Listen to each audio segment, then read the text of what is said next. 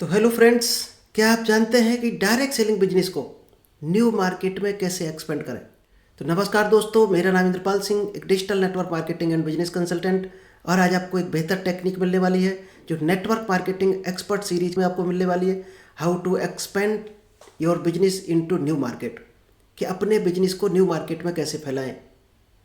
क्योंकि दोस्त ये जितना ज़्यादा आप एक्सपेंड करते हो उतनी आपकी बड़ी टीम बनेगी, उतना ही बड़ा बिजनेस क्रिएट होगा और उतनी ही बड़ी इनकम आएगी।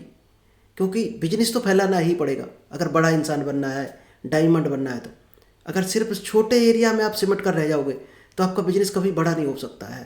तो चलिए दोस्त, इस बेहतर टेक्निक को आप लोगों के बीच में शेयर करूँ इससे पहले अभी तक अगर आपने यूट्यूब चैनल को सब्सक्राइब नहीं किया है तो दोस्त इस चैनल को ज़रूर सब्सक्राइब करना, जिससे आपको डायरेक्ट सेलिंग की कुछ ना कुछ डेली स्पेशल टेक्निक मिलती है। और जो लोग हमारे साथ कनेक्ट हैं वो सीख भी रहे हैं, आगे बढ़ रहे हैं और लाइफ में ग्रो कर रहे हैं। तो चलिए दोस्त, शेयर करता हूँ बेहतर technique how to expand your business into new market, कि अपने बिजनेस को न्यू मार्केट में किस तरह से शेयर करें। तो दोस्त, आज हम आपको शेयर करने वाले हैं नेटवर्क मार्केटिंग एक्सपर्ट सीरीज का पार्ट 44। और अभी तक अगर आपने पार्ट 1 से लेकर पार्ट 43 तक नहीं देखा है या कोई भी पार्ट मिस किया है तो दोस्त पूरी सीरीज आपको देखनी है, तभी आप नेटवर्क मार्केटिंग के खिलाड़ी बन सकते हो, नेटवर्क मार्केटिंग के एक्सपर्ट बन सकते हो। और ये पार्ट 90 तक आपको मिलने वाला है। अगर इसको दोस्त प्रॉपर आपने देख लिया तो शायद है नेटवर्क मार्केटिंग के आप ऑटोमेटिक ही कंप्लीट डायमंड बन जाएंगे। ये पूरी नॉलेज दी गई है, पूरी एक बुक है एक तरह से, ये मान लो आप, ये सीरीज पूरी एक बुक है नेटवर्क मार्केटिंग की। तो चलिए विदाउट डिले बेहतर टेक्निक शेयर करता हूँ आपको। चलिए, ये स्ट्रेटजी दोस्त क्या है, नेटवर्क मार्केटिंग का एक गाइडेंस है और ये आपके बिजनेस को ग्रो कराने वाला है। यानी एरिया में आपको फैलाएगा, एरिया से आपको स्टेट में ले जाएगा, स्टेट से आपको कंट्री में ले जाएगा, कंट्री से आप अदर कंट्री में भी फैला सकते हो। जितना ज़्यादा फैलाओगे उतना ही बड़ा बिजनेस बढ़ता चला जाएगा, उतना ही ज़्यादा डुप्लीकेशन स्टार्ट हो जाएगा। तो चलिए इसको डीपली समझते हैं। सबसे पहले जानते हैं अंडरस्टैंडिंग मार्केट एक्सपेंशन, कि मार्केटिंग एक्सपेंशन क्या होता है। सबसे पहले ये जानते हैं इस बिजनेस को न्यू मार्केट में फैलाना क्यों ज़रूरी है, क्यों फैलाना चाहिए हमें बिजनेस को, ये जानना बहुत ज़रूरी है। और सेकंड, इसके बेनिफिट्स क्या हैं। इंक्रीज्ड कस्टमर बेस, इससे क्या होता है, कस्टमर बेस हमारा बढ़ता है, यानी नंबर ऑफ कस्टमर हमारा ऑटोमेटिक बढ़ जाएगा जब हम एरिया को एक्सपेंड करना चाहेंगे। हायर प्रॉफिट, जब कस्टमर बढ़ेगा तो बिजनेस वॉल्यूम बढ़ेगा, बिजनेस वॉल्यूम बढ़ेगा तो प्रॉफिट ऑटोमेटिक बढ़ जाएगा। और ब्रांड रिकग्निशन, एक आपका ब्रांड भी बनता चला जाता मार्केट में। क्या क्या इसके की फैक्टर्स हैं। सबसे पहला है market method and cultural difference, आपको डिफरेंस कल्चर पता चलता है, अलग अलग डिमांड पता चलती मार्केट की, और लीगल एस्पेक्ट पता चलते। अगर आप इस स्टेट से दूसरे स्टेट में जा रहे हैं तो वहाँ गवर्नमेंट की हो सकता कुछ डिफरेंट गाइडलाइंस हो, लोगों की चॉइस अलग अलग हो, तो ये सारे पैरामीटर पता चलते हैं हमें। तो उस मार्केट में हमें कंट्रोल होना शुरू हो जाता है, पकड़ बनती चली जाती है हमारी मार्केट में, और वो लैंग्वेज आनी शुरू हो जाती है हमें जिस एरिया में हम कूद जाते हैं। क्योंकि 2-4 आपको लीडर मिलते हैं, उन लीडरों से वो लैंग्वेज पर कंट्रोल हो जाता है आपका, फिर आप इजीली उस एरिया में सर्वाइव कर सकते हो, बिजनेस को बड़ा कर सकते हो। चलिए अब जानते हैं steps to expand successfully. New market में कौन कौन से स्टेप अपनाएं कि सक्सेसफुली आप एक्सपेंड कर पाएँ, इजीली आपको कम पापड़ बेलने पड़े और जल्दी सफलता मिल जाए। तो सबसे इम्पोर्टेंट चीज़ है, जब भी अपने बिजनेस को नए एरिया में लेकर जाओ उससे पहले उस मार्केट को रिसर्च करना बहुत ज़रूरी है। सबसे पहले डिमांड पता करना है आपको, कंपटीशन पता करना है कि कंपटीटर कितने हैं आपकी तरह के प्रोडक्ट के, आपकी तरह की सर्विस देने वाले, और कस्टमर की डिजायर क्या है और बिहेवियर क्या है, आदत क्या है, और फाइनेंशियल पोजीशन कस्टमर की किस तरह की है। ये 3-4 पैरामीटर पर काम कर लिया तो आप फेल होने वाले नहीं कभी भी उस मार्केट। फिर क्या करना आपको, लोकल पार्टनरशिप, कोलैबोरेट करना सीखो। जो भी लोकल लीडर है वहाँ का, इन्फ्लुएंसर है, शॉपकीपर है, उन लोगों से पार्टनरशिप करना शुरू कर दो। जब कोलैबोरेट करते हो आप, यानी उसके बिजनेस को आप सपोर्ट करो, आपके बिजनेस को वो सपोर्ट करेगा। इसी तरह से दोस्त कई लोगों ने करोड़ों में बिजनेस खड़े कर दिए कोलैबोरेशन करके। और हम लोग क्या करते रहते हैं कि सामने वाला हम पर भरोसा नहीं करेगा। दोस्तों वो तो करेगा, तैयार बैठा है, आपको भरोसा नहीं है उस पर, क्योंकि दुनिया से वही मिलता है जो आप देते हो। आप दूसरे पर बिलीव नहीं करोगे, सामने वाला कभी नहीं करेगा। पहले आपको करना पड़ेगा बिलीव, और जैसा करोगे वैसा ही रिटर्न आता है। ये प्रकृति का नियम है। आपके माइंड में चीटिंग चल रही होगी तो सामने वाला भी चीटिंग करेगा आपके साथ। और आपके माइंड में अगर बिलीव है, उसको लेकर कोई डाउट नहीं है, तो सामने से बिलीव ही मिलेगा आपको। इसके बाद आता है टेलर्ड स्ट्रेटजीज। आपको प्रोडक्ट अडॉप्ट करना है और मार्केट के लोकल कल्चर जो वहाँ पर चलता है उसको भी अडॉप्ट करना पड़ेगा, तभी आप सर्वाइव कर सकते हो। आप सोचो अपने कल्चर को नई जगह इम्प्लीमेंट करना चाहे तो आपको बहुत ज़्यादा टफ पड़ेगा। जो कल्चर वहाँ चल रहा है उसी हिसाब से आपको वहाँ चलना है, सिर्फ प्रोडक्ट अपना रखना है। नेक्स्ट है ट्रेनिंग एंड सपोर्ट। अपना जो भी वहाँ पर जिसके साथ भी पार्टनरशिप की है, कोलैबोरेट किया है, कोई लीडर से हाथ मिलाया वहाँ के, तो आपको उनको एजुकेट करना है। अपने बिजनेस को जितना ज़्यादा आप एजुकेट करोगे उतना ही ज़्यादा वो लीडर आगे डेवलप कर पाएगा उसको। और सबसे इम्पोर्टेंट है डिजिटल प्रेजेंस, क्योंकि एक कहावत भी है कि आज जो भी सोशल मीडिया पर नहीं है, डिजिटल नहीं है, जो भी अपने बिजनेस को लेकर, वो समझो बिजनेस से बाहर होने वाला है दुनिया से। वो बिजनेस नहीं कर सकता। जो सोशल मीडिया पर है, डिजिटली अपने बिजनेस को कर रहा, वही आगे आने वाले दिनों में सर्वाइव कर पाएगा। तो डिजिटल प्रेजेंस बहुत ज़रूरी है, क्योंकि आप अपने घर से अगर 1000 किलोमीटर दूर फैलाना चाहते हो, एक्सपेंड करना चाहते हो, तो क्या रोज़ जा सकते हो वहाँ पर? क्या अपनी फैमिली को छोड़कर वहाँ रह सकते हो? शायद ज़्यादा दिन नहीं रह सकते हो, थोड़ा बहुत टाइम दे सकते हो फिजिकली, लेकिन डिजिटली आप कंटिन्यू प्रेजेंस रह सकते हो, डेली रह सकते हो, जो मीटिंग में डेली आ सकते हो। उसके लिए आपको क्या करना पड़ेगा? Leverage social media and online marketing.